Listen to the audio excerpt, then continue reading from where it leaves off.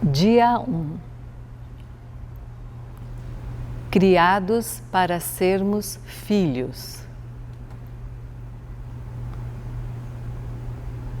Se você pudesse ser transportado até o tempo da criação e ter o privilégio de observar de camarote a formação do universo, ficaria admirado ao ver o surgimento da luz através de uma simples palavra proferida por Deus.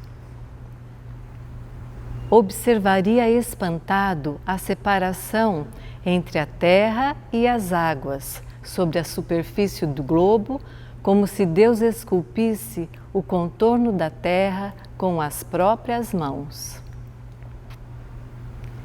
Assistiria o desabrochar da vida vegetal em suas mais diferentes formas e cores, descortinando sublimemente a arte viva criada por Deus.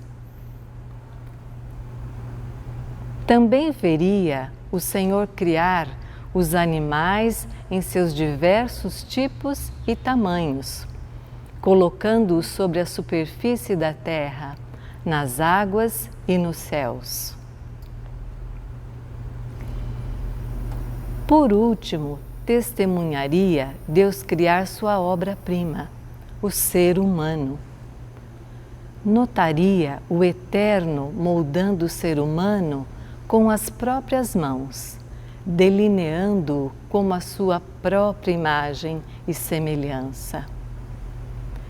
Por fim, perderia o fôlego enquanto assistia o próprio Criador do Universo soprando as narinas de um boneco de terra, tornando o inanimado num ser vivente.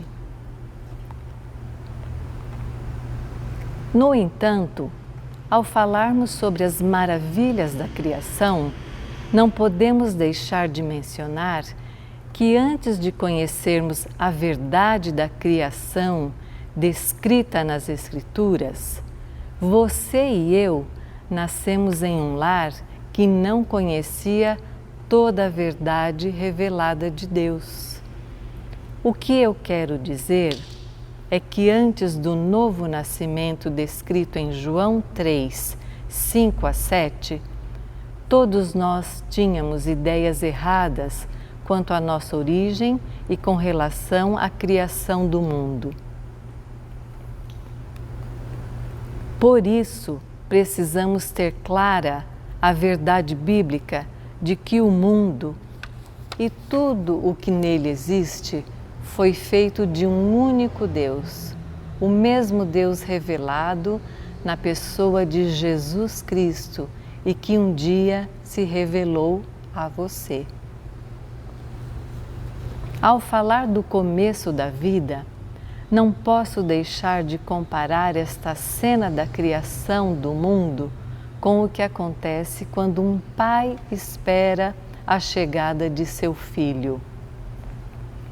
É normal um casal que aguarda o nascimento de uma criança esperar ansioso o seu nascimento e então decidir preparar o local para a sua chegada.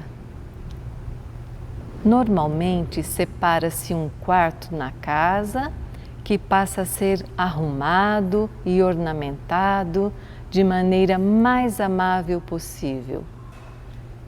Compram-se os móveis, sendo o berço o principal e central item do quartinho. Brinquedos, roupas e outras coisas são também adquiridas e colocadas ali com muito carinho. Por fim, quando os 9 meses de gravidez se completam, aquele pequeno ser que é a imagem e semelhança de seus pais nasce e agora poderá desfrutar do seu carinho e amor neste belo lugar preparado especificamente para ele. Esta é a imagem que se descortina na criação do mundo. a de um Deus que prepara tudo para a chegada do seu filho e de sua filha. O Criador se organizou para a chegada daquele que seria sua imagem, o objeto do seu amor. Alguém que o chamaria de pai e que ele pudesse chamar de filho. Eu e você fomos criados para sermos filhos e filhas de Deus. Não fomos criados para o mal nem para o sofrimento, mas para desfrutarmos da companhia e amor daquele que criou a vida. Quando o Senhor criou o ser humano, Ele mesmo disse que isso era muito bom, ou seja, agradável, prazeroso. Significa que a nossa criação trouxe felicidade ao coração de Deus. Talvez o mesmo tipo de felicidade que um pai e uma mãe têm ao dar à luz um filho. Lemos no livro de Gênesis que o Senhor falava face a face com Adão e Eva. Deus caminhava pessoalmente com eles no jardim. Que grande experiência seria poder desfrutar de momentos como este, não é?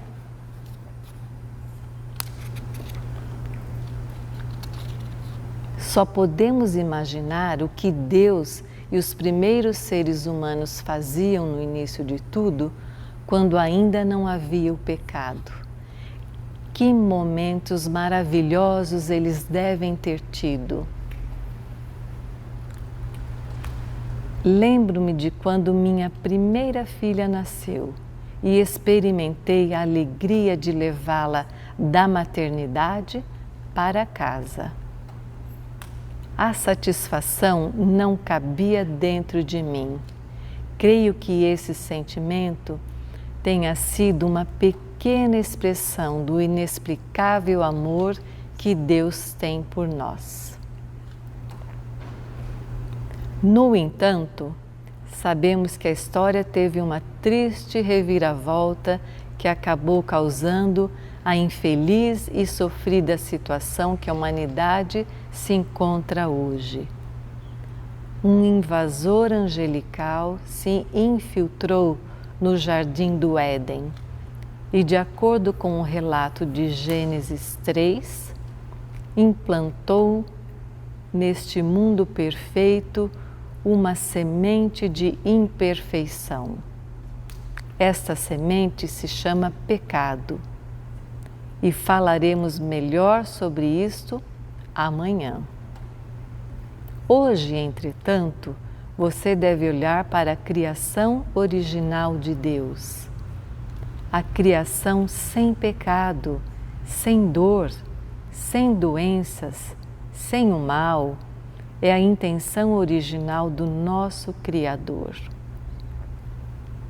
Ainda que tenhamos perdido o significado de nossas vidas com o passar dos anos e o sofrimento e o pecado tenham ofuscado quem realmente é Deus e quem somos para Ele, nós precisamos despertar. Precisamos enxergar a criação original sem pecado, o plano original de Deus para nós. Deus deseja ter um relacionamento conosco sem os impedimentos do pecado. A Bíblia inteira narra a estratégia que o próprio Criador elaborou para trazer de volta para si aqueles que se perderam. Ao caminharmos pelas páginas das Escrituras, observamos o Deus Todo-Poderoso construindo para o homem o caminho de volta para o paraíso. Um caminho que cruza o vale da renúncia e atravessa a ponte da cruz. O caminho da libertação. Este caminho tem um nome, Jesus Cristo. Mas será que você está percorrendo este caminho ou só o conhece de ouvir falar? Já atravessou a ponte ou apenas a enxerga de longe?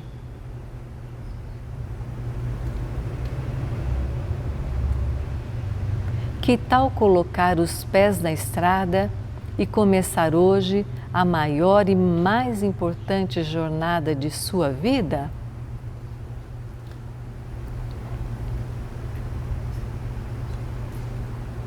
Venha conosco neste caminho de volta para a casa do Pai.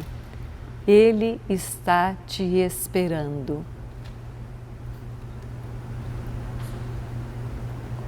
Faça a seguinte oração.